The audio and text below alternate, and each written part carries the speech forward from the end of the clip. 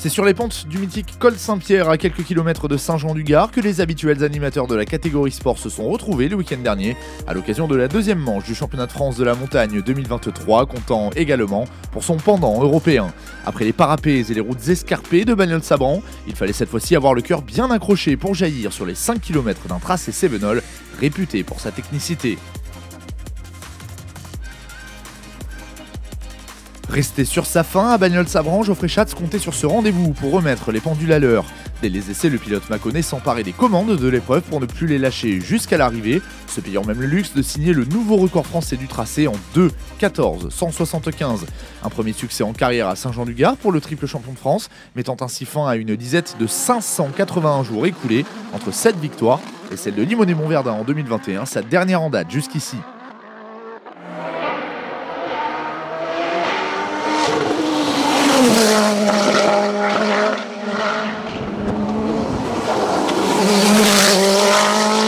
Et surtout que c'est ma première victoire ici au col Saint-Pierre.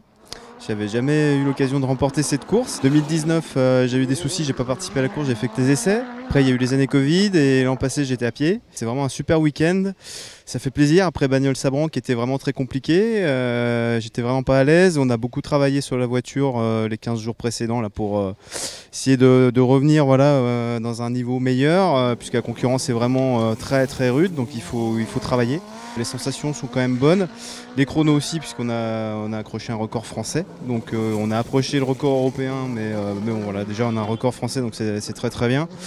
Donc on va continuer de travailler pour Avrèche-Villers, qui a quand même un tracé complètement différent, donc on aura encore beaucoup de travail. Mais voilà, donc je suis vraiment très très heureux là, pour tous mes partenaires. Ça fait du bien, la saison se lance maintenant, là vraiment il va falloir qu'on avance, ça motive les troupes. Pour sa deuxième course seulement dans la catégorie Rennes, Marc Pernaut place sa toute nouvelle Nova Proto NP01 à position centrale sur la deuxième marche du podium de l'épreuve.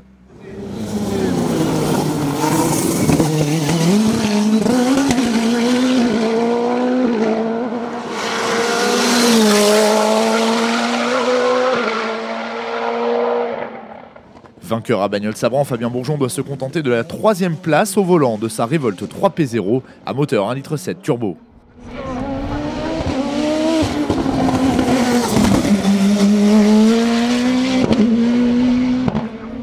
C'est à la 5e place du classement général que l'on retrouve la meilleure féminine de la catégorie sport, Cindy Gudet, également vainqueur de la classe E2SC2 sur sa Revolt 2P0.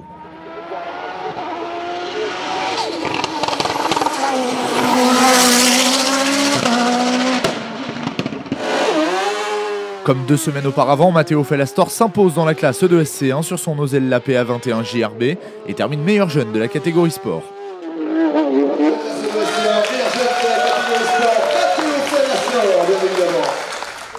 Embêté par des problèmes mécaniques, Cédric Lansart signe toutefois une performance de tout premier ordre en accrochant la 4e place du classement général et la victoire dans la classe E2SC3B sur sa Norma M20 FC turbo bridée. Notons que le Haut-Savoyard participait également à la manche européenne. Autre franco-européen engagé à Saint-Jean-du-Gard, Sébastien Petit place sa toute nouvelle Osella PA30 V8 à la 4e position de la classe E2SC3A ainsi qu'à la 6e du scratch. Son frère Kevin entraînait lui aussi une nouvelle monture, une Revolt 3P0. À son volant, l'ancien vainqueur du trophée Lionel Régal termine 5e en E2SC3A.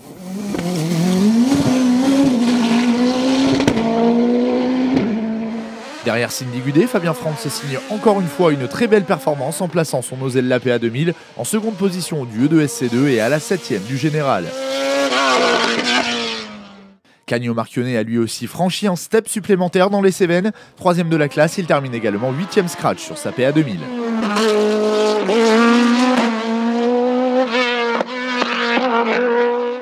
Nouveau succès de groupe et de classe pour Dimitri Pereira. Au volant de sa Norma M20 FC 2 litres, il remporte le CN et fort logiquement le CN2. Dans cette classe, justement, c'est Olivier Béreur qui monte sur la deuxième marche du podium sur une M20F de transition avant les grands débuts du Bisontin en E2SC3.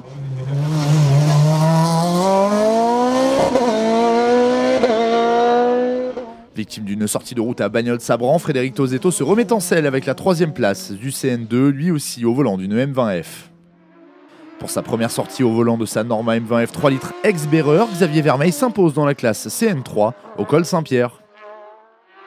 Dans le clan du CM, la surprise vient de Tom Diebold qui coiffe les pensionnaires du CFM au volant de son BRC B49 Evo à moteur BMW, une première pour le jeune pilote varois. À domicile, Jérôme Jacot n'a pas été verni par la mécanique et doit se contenter de la seconde position de classe sur son Speedcar GTR.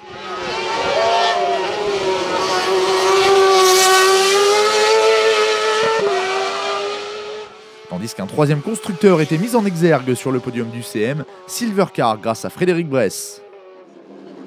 Pour son retour dans le groupe DE des monoplaces, Nicolas Dumont n'a pas fait dans la demi-mesure et s'impose au volant de sa nouvelle Tatus Formula Master. Le Duniérois termine également 9e du classement général.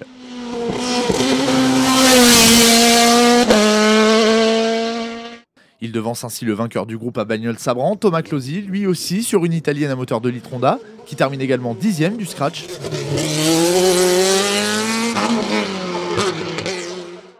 Le podium de la classe DE8 est complété par Sébastien Jacquemin et sa Formula Master acquise pendant l'intersaison.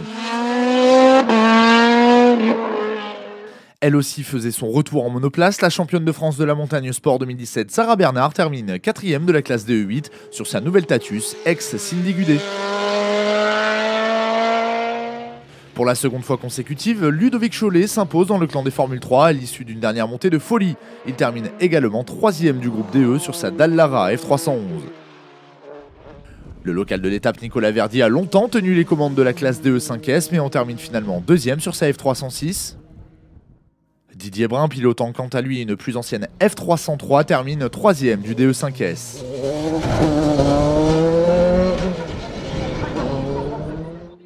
Quelques jours seulement après avoir fêté ses 29 ans, Marie Camaret s'impose sa Tatus Formula 4C dans la classe DE4 des formules libres. Déjà vainqueur du DE7 l'an passé, Didier Chaumont récidive et place sa Tatus Formule Renault au sommet de la hiérarchie de la classe. Sur sa Caparo, Thierry Bertin termine 2e des formules Renault.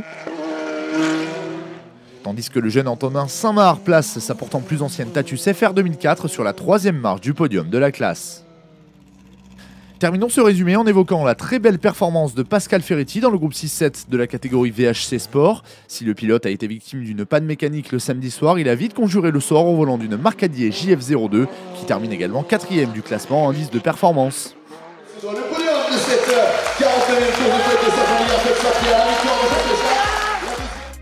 C'est désormais en Moselle que les concurrents de la catégorie sport vont devoir performer. Ils se donneront effectivement rendez-vous les 29 et 30 avril prochains à l'occasion de la 51e course de côte d'Abrège-Villers-Saint-Quirin, 3e manche du championnat de France de la montagne 2023.